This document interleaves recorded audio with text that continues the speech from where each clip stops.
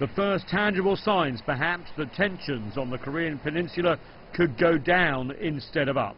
In an apparent reversal of U.S. policy, U.S. President Donald Trump agreed to a request from President Moon Jae-in to suspend planned military exercises during the Winter Olympics. According to a joint statement, the two leaders believe calling off the exercises would allow the U.S. and the ROK to focus on ensuring the security of the Games in Pyongyang.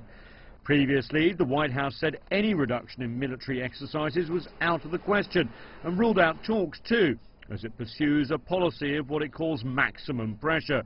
But in a tweet, the US President says the talks show his policy is working, saying in part, "Does anybody really believe that talks and dialogues would be going on between North and South Korea right now if I wasn't firm, strong and willing to commit our total might against the North?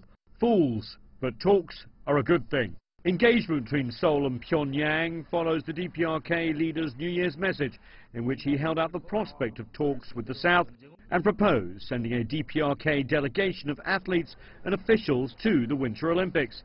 Seoul responded by reopening the telephone hotline which connects the two states. President Moon Jae-in has also proposed holding talks with Pyongyang over a number of humanitarian issues which could help improve the conditions for any future denuclearization talks. No date has been set for any inter-Korean dialogue, but the prospect is there after months of missile testing and increasingly bellicose rhetoric. Beijing is also stepping up its diplomacy, announcing that China is sending a high-level diplomatic delegation to Seoul for talks.